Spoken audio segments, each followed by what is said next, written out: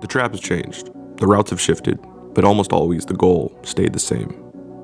And that's to get to the chicken, count up the green, collect the dead presidents, become old friends with Benjamin Franklin, getting the cheddar, the Skrilla, the cabbage. I could go on and on. But making money has always been the incentive for the trap. Moving products to one place from another and making money on marginal difference in cost and wholesale. And what city is absolutely one of the most obsessed with getting to the bag? Well, that of course is the Big Apple, New York City. Now this video is a TTS or a Trap Tree series episode, but it's actually a collaboration between my other series and that of High Design, more specifically High Design History. So in this TTS, High Design History episode, we finna cover the history and progression of New York's trappers and pushers in regards to this plant and how it has affected the current day and potentially the future. Because in a lot of ways, if we look below the surface, the trap is playing a major role in the legal markets today and that of brand building and overall financial stability. Please make sure to hit the like button, share this video, subscribe, and follow me on all the social medias. The links are down below. Welcome to this Trap Tree Series X High Design History episode. This is LMC. Let's run it. New York City is one of the most expensive places to acquire property, especially if we're talking about places like Manhattan. Now, why is property so expensive? Well, there's a number of variables, but overall it comes down to there being a lot of people being in the same place, which therefore affects supply and demand. More people with no increase in housing means higher cost for rent. Now, for years, New York, given its massive population of just under 8.5 million people, is and always has been one of the most lucrative and therefore most sought after markets in the United States. And for trappers, well, they are not the exception. So let's start this story in New York during the 1960s and 1970s. So if you haven't seen the High Design History episode I did on Branson, I highly recommend you go watch that video. It will give you a better understanding of some of the stuff I'm going to mention in this first half of the video. But in that video, in regards to Branson, I talked about how the 1960s and 1970s really was all about importing of this illicit plant into the US really came from 3 to 4 countries. The Vietnam War would bring in a time in New York where the Thai stick or the Thai had a large market share of the New York market, but there also was the Jamaicans, Colombians, and Mexicans that were the other major countries that helped supply America with more than 75 to 80% of its flour at the time, which stayed really that way until around the 90s. Miami is and has been to this day the main entrance for pushers and movers to get their flour into the eastern United States and more specifically into New York. The Colombians pushed their Colombian gold through Miami, as well as the Jamaicans, and more specifically in regards to Jamaican groups like the Zion Coptic Church and Brother Love.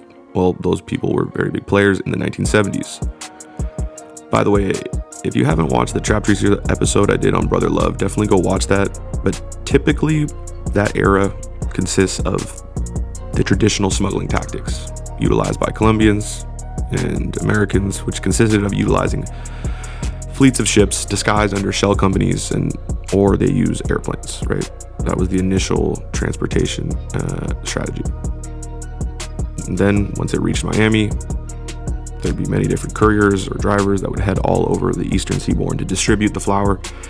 And so this has been going on forever. Now from the 1960s all the way up to the late 1980s, early 1990s, New York's main distribution style was a typical trap. Music studios a lot, because I own music studios. That was my way of doing it, you know what I mean? I own a music studio, Bronx, Manhattan. I could bust my moves here, I could bust my moves there. It gave both sides the comfortability of doing business, you know what I'm saying? So, and then before that, it was blocks. You had to come to a block, go in the building, buy your shit, get out of there, weave police. The old-fashioned trap. The old-fashioned way, you know? Yeah, absolutely. Where people are on a block or in a building or in an open-air market, mainly being in parks like Grand Central Park, serving people, because really delivery was much harder to do given the lack of the internet and or personal cell phones being widely available across the population there. A small block called Creston. It was a big, like you could walk over there, you'll have like 20 people walk up on you with Ziploc bags, talk about they got it, you know what I'm saying? That it became popular and everybody used to come to Creston to get a dime from the Red Building, if you know what I'm talking about. Shout out to Tone and the gang, you already know what it is, man. BX shit, but we don't keep that low, we know what it is, you know? Creston, everybody know Creston back in the days in the 90s when shit started. So for the business to work, you needed to have the trap open consistently on blocks and or buildings, right? These buildings would range from being full-on traps or they would be front businesses. Like, for example, music studios were utilized as well as bodegas and other businesses as well. And instead of blocks or bandos, front businesses became more utilized in the 90s. Now, why is that? Well, in the 90s, New York had a lot of problems with crime, and a young Rudy Giuliani, the mayor, alongside his chief of police, well, they begin to start New York's notorious stop and frisk era in the 90s, also known as broken windows policing, meaning that police could just see you walking on the street and they could stop you and question you, and they typically targeted, people of color, and looking back on it, it really was a pretty bad law, but that is what happened. And so people had to adapt, right? The NYPD were now legally allowed to search and frisk anyone they so choose, meaning that jugging on the block or on the street, out in the open, was much more risky. So just like they always do, the trappers, the pushers, the movers, they adapted. When it comes to the 1990s, really, Canada started to come into the fray. Canada really started to make its impact on the U.S. markets, with beasters flooding down into the U.S., as well as many of the seeds. Now, with the rise of the beasters, or the BC Buds, came a shift in transport routes, making New York's St. Regis Mohawk Indian tribe one of the most important players in the East Coast illicit plant trade, given that their reservation was the perfect real estate to move hundreds of thousands of units from Canada into New York, which to this day is still a critical smuggling lane. Now, the end of the 90s in New York was in many ways the start of a more sophisticated, decentralized power distribution networks. With the advent of the internet and more access to personal cell phones, these forced adaptations as well as technological and societal changes marks the precursor to the modern era of the trap in New York and in many places around the country. Now, for New York in the early to mid 2000s, we see the rise of the Purple Haze movement, with Crippy coming up the East Coast from Miami to New York. While we also see the very beginning stages of trappers utilizing the mail to receive packs from California and other West Coast markets. Now, while sending packs in the mail was most likely done very, very early on, probably, could have been done in the 60s, 70s, 80s, we don't really know. I do believe that sending packs through the mail really spiked and became a modern practice for trappers to utilize the mail starting in the early 2000s, right? Maybe around the mid 2000s, 2004 to 2005. But it really became mainstream during the 2010s, with the rise of Silk Road and other dark web marketplaces becoming more known to the general public, as well as the expansion of online internet forums and overall internet use by the general public. In the 2000s in New York, the emergence of delivery services exploded in numbers. While these delivery services can be traced back to the early 1980s, they didn't really become super popular until the early 2000s. In 2005, the famous delivery and distribution group, named after the TV network Cartoon Network, would get rolled up by the feds and they would all catch a charge. Now, if we look at the Cartoon Network organization, it was a system that had multiple layers of protocol to ensure the safety of the entire organization. This is literally a company that would supply 50,000 plus customers, and they had to use, code words and a bunch of other, safety precautions. In a 2007 Forbes article on the Cartoon Network, journalist Monte Burke writes, quote, "No longer does most of the flour come in French Connection style, by the ton on boats or tractor trailers. The trade starts with small amounts, mostly grown regionally, and moves through multi-level distributors. Like the internet, this kind of distribution channel has many nodes of activity and no fixed hub. A broken link hardly slows the operation at all. Dealers use pagers, cell phones, and PDAs to create from this topology a sophisticated and very lucrative network. The key is having several layers of agents between the grower and the buyer, and making it inherently difficult for enforcement to connect the dots. The operation can even continue when its leaders are in jail." End quote. Now, these private delivery models were, and still to this day, are used in markets where this plant is still prohibited or is in a major gray market. When I personally was working in the medical market in Seattle in 2013, 2015, I worked for delivery services that had a similar model. And then I eventually started my own, where everyone, had a code name. No one really knew everyone by their actual name, besides one or two people that were actually running the call center, the entire, the HQ, right? As time has progressed, many of these trafficking organizations have moved more towards these decentralized models to a certain degree, given the fact that it's just way more safe and it prevents the total collapse of the entire organization. Now, let's get back to New York. In around the 2010s, we can start to see a heavy increase in the amount of packs that were being mailed over to New York. And after my home state of Washington, alongside Colorado, legalized fully for recreational in around 2012, 2013, the number of packs being sent from those states all over the country, well, those dramatically increased. Trust me. In a 2017 article from US News, the title of the article says, "Mail intercepts 18% higher last year. The average weight of bus and number of mail arrests, however, continue to fall." Now, just based off that headline and the study that's utilized, in the article, I'll link the article down below, by the way, we can see that mailing has dramatically gone up and the number of people doing it has increased. Now, given New York legalized this year and is heading into the recreational regulated market, but that still won't happen for around at least another year or so. So New York is at a really interesting time right now. I recently traveled to New York last week to better understand what was happening and the overall atmosphere of this new emerging market. I have to say, if you're able to travel to New York right now to experience this unique time, I highly recommend you do. When it comes to the legal market, you guys were the first to put your foot in the door and and show us what it is, you know what I'm saying? And now New York is different over here because, everybody that comes here is like, damn, this shit reminds me of Cali when it first got legalized, you know what I'm saying?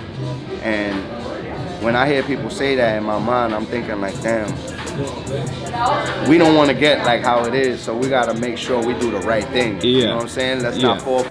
Now, for those who aren't aware of what I mean, is every time a market legalizes recreationally, there is a buffer period where the market hasn't fully opened for recreational, but the plant has been legalized, meaning it's in this really weird limbo gray market where it's pretty much the wild, wild west.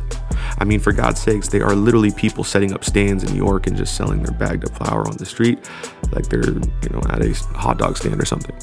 Now, then again, I guess that did happen back in the 1980s and, prior, but it's very, very prevalent now. Until there is tax money being collected, there will be no enforcement. The lounges and the trap shops all over the city of New York are absolutely insane. It was really dope to visit them and really brought back some great memories of my high school days where I was working in medical in Seattle, where we actually had, lounges and dab bars and all that stuff, right? Because the ability to have a place where people can consume together is a great way to build a strong community and, a great platform for people to network and do business together. Now, what's extremely different about the old medical days in Seattle and what's currently happening in New York is that, well, obviously it's New York, which is a massive market. But really, what's different is that New York entered into this limbo gray market at a time where many other states had legalized and have been building brands for the long term, has become one of the main focuses. See, New York has been getting flooded with California brands, most likely all sent through the mail because, well, Cali brands understand the importance of getting market share in New York given the size of the market. But it's also been a mechanism for where many of these California brands are able to stay afloat financially because of the backdooring they've been able to do, to places like New York. Now, this is starting to change, but if we look back only a couple years ago at the start of the pandemic, a lot of the pushing of packs into New York dramatically slowed down. Literally no one was pushing except a small group of brands and people who would start making millions of dollars a week.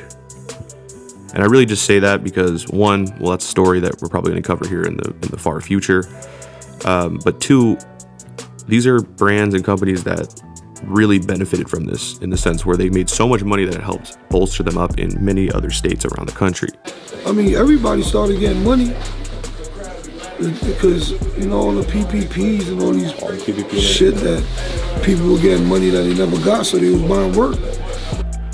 And we'll touch on that story here in the future when the time is right. And now that the pandemic's kind of come to a close, that window of opportunity isn't there anymore. It's now being flooded into New York, right? I had such a dope trip to New York recently, and I'll be going back there very soon, but I wanted to discuss the history of New York's trap and how it has affected today. And I think New York is a great learning lesson / place to observe because This is all going to happen in other states in the near future. And by understanding how people leveraged this newly opened market in that of New York to really help skyrocket their brand, well, maybe you could take what you learned in this video or through your own observations and apply it to the next major opening of a big market and utilize that gray limbo period as a vehicle to either build your brand or make money to help, your illegal brand stay afloat, or both. Just some fruit for thought. It's all about timing, taking advantage of the certain timing, because that can make all the difference. I want to say big shouts out to New York and New Jersey. Y'all are the truth. I'm very, very excited to go back to New York in a month or so as of this recording. And if you're in New York and you see this video, do not hesitate to tap in with your boy. Make sure to follow me on all the Instagrams, Twitter, Discord, and more. The links are down below in the description. Anyways, this was a TTS High Design History episode on the past, present, and future of the New York market and the trap. Make sure you hit the like button, share this, and comment down below. This is LMC, signing out. Boom.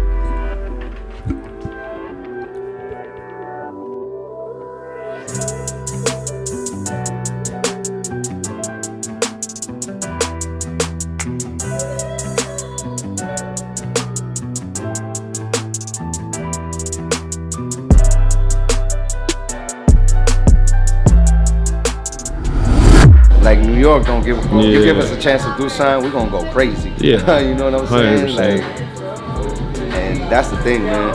Hustle is different, bro. Hustle is definitely, like I said, we move at a fast pace. New York is always on the go, like always on the go. Like it's no slowing down here, 100%. 24 hours, city of bright lights. And Jay could have not said it any better than that. City that don't sleep, you heard? For real. Money's always revolving here. At all times.